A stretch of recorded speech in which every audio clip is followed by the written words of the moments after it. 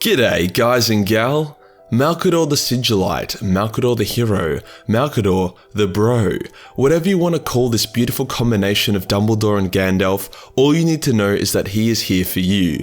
Uncle Malcador is the only uncle I'd happily sit in the lap of, and by the end of today's video, you'll understand why. In a galaxy full of evil assholes or ruthless assholes, it's nice to see a character who does what needs to be done, but doesn't sacrifice his humanity to get there.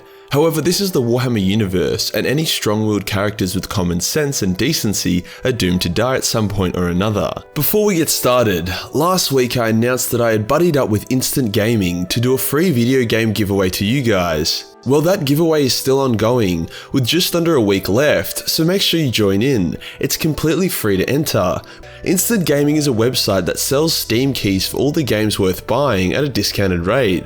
If it sounds too good to be true, well, then that's your problem, not my problem. I personally have used them a number of times in the past, and they have an almost perfect score on Trustpilot. Thank you Instant Gaming for sponsoring this video. Today we'll go over who Malcador is and why he's worth the next 10 to 15 minutes of your time. We will cover his origins, his glorious life and his heroic death, before finishing up with how his legacy has shaped the Imperium for the better.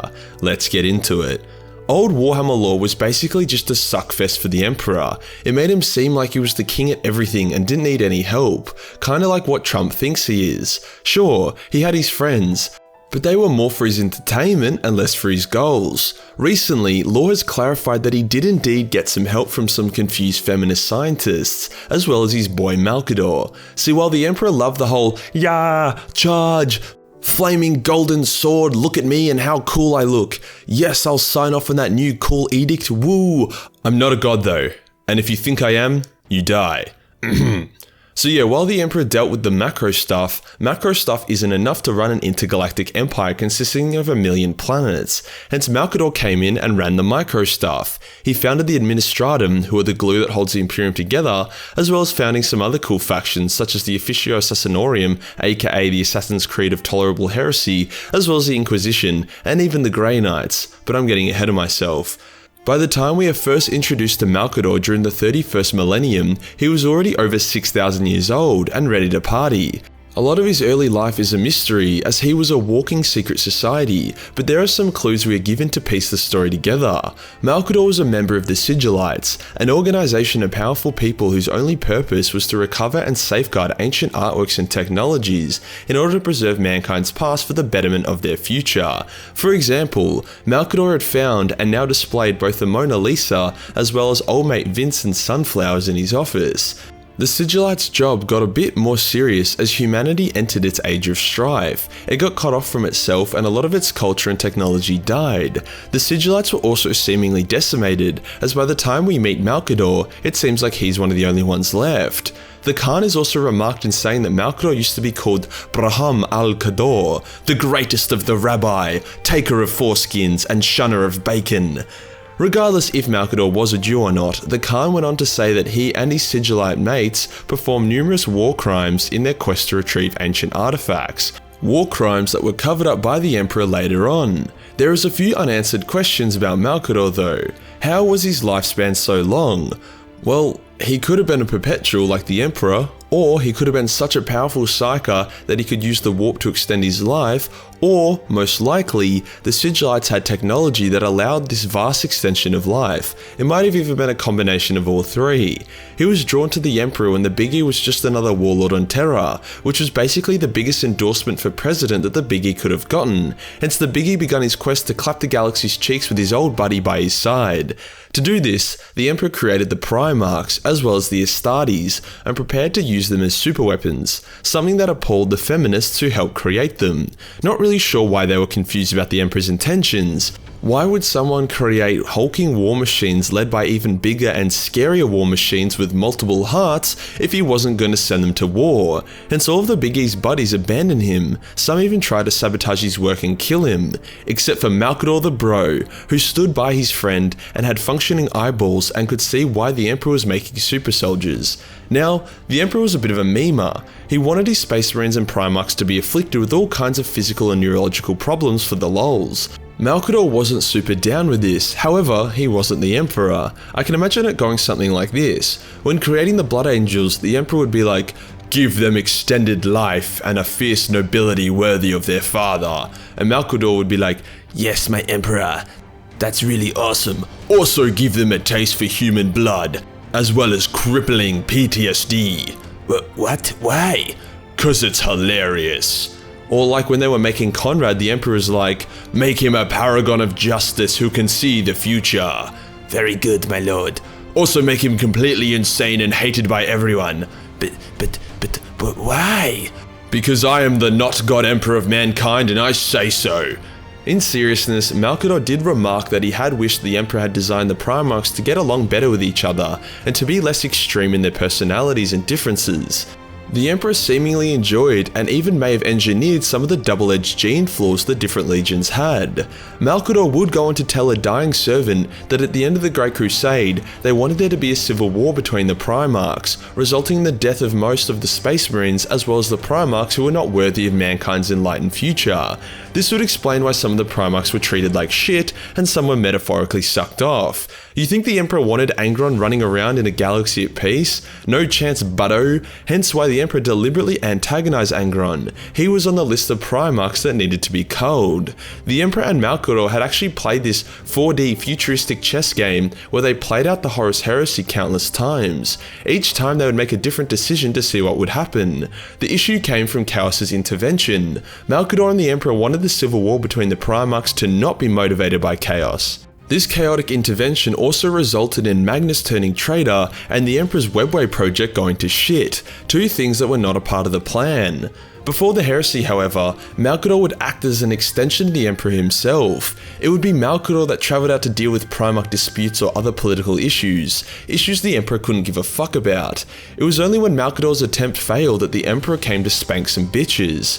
For example, when Lorgar was being a religious pedo and took ages to conquer planets, as he had to deconstruct then rebuild their belief systems, the Emperor ordered Malcador and Guilliman to blow up a city on one such planet, which made Lorgar lose his shit and backhand Malcador. Now getting backhanded is painful, but when it's by a Primarch, even one as big as a bitch as Lorgar, it's gonna ruin your shit. Unless you're Malcador!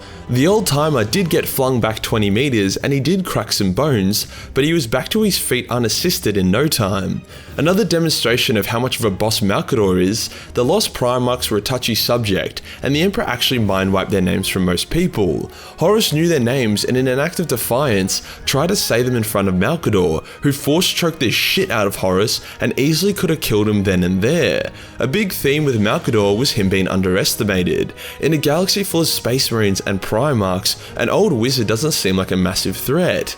In one such assassination attempt on Malcador by the forces of Chaos, they were actually able to nullify his psycho powers, but that didn't count for shit, as Malcador just pressed some buttons on his staff and fucked up the bad guys anyway.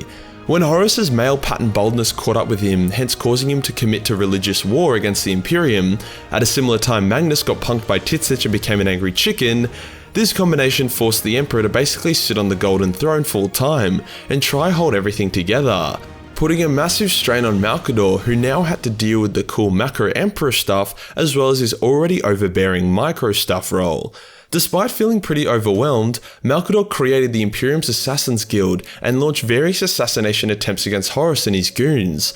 With the blessing of the Emperor, Malcador also began recruiting extraordinary Space Marines to act as his personal knights errant, elite Marines who would partake in secret missions. The biggest of those missions was to find the candidates who would form the Inquisition as well as the Grey Knights. It was Malcador who recalled Rogel back to Terra for its defences, and Malcador who bound the noble shard of Magnus with a loyalist Thousand Son in order to create Janus, the supreme Grandmaster of the Grey Knights. Did I mention that in order to keep the Grey Knights alive and allow them to go unharassed, Malcador took them to the moon Titan, which had a base there, then told them to build the Grey Knights chapter. He then teleported the entire planet into the warp for safeguarding until they were ready to rejoin the galaxy. Nice. We can safely say he was a busy little bee, buzz buzz. When the Emperor was like, "Yo Malcador, when Horus gets here, I'll need you to jump on this chair for a bit while I go off and kill him." And Malcador was like, "No worries, boss, can't be too bad." And then the Emperor was like, "No, like this is going to painfully kill your ass and destroy your soul." And Malcador was like, "Right. Sure, no worries." Hence Malcador continued to help coordinate the defense of Terra up until Horus challenged the Emperor to a duel, which the Emperor definitely shouldn't have accepted but did anyway. Malcador jumped on the golden throne as the Emperor proclaimed that he was now to be known as Malcador the Hero. Rolls off the tongue a bit better than Sigillite, I thought. Emperor fights Horus, gets turned into the next Stephen Hawking, but not before he hits Horus with a fat fatality. The Emperor returns to the golden throne and they remove Malcador, who was close to death. Now, I reckon that Malcador could have survived and recovered, however he chose to pass on what little left of his life force remained to the Emperor so that the Emperor could temporarily wake up, issue his final orders, before being plugged into the golden throne. I prefer that headcanon, as otherwise Malcador's final little life force give would have been meaningless if he was going to turn to dust anyway, you feel? With the Emperor now in his fancy wheelchair and Malcador dead, the Imperium would slowly decay over the next 10,000 years, until the return of Guilliman. However, without the systems, organizations and infrastructure Malcador had put in place, the Imperium would have barely lasted the first millennium. If he didn't create the Grey Knights, Demon Primarchs would have done way more damage than they did. Without the administration, the Imperium would collapse on itself, and without the stabby wabbies from space, a lot more people would have died than needed. Even the Inquisition, who we give a lot of shit to for being a bunch of overzealous fuckwits that ruin a good time, do a lot to keep chaos at bay. Oh, how we miss you, Uncle Malky. If you had been the Emperor, maybe things wouldn't have gone to shit. And that does us for today, guys. The lore and story of Malcador, the whatever you want to call him, but has to be positive. If you enjoyed the video and want to support the channel, then Patreon is the place to be, where only $1 per month gives you access to a boatload of Warhammer hentai. Hit the subscribe button, then hit the real subscribe button for more bro tier content. Join the Discord for more memes, and I'll see you in the next one. Peace.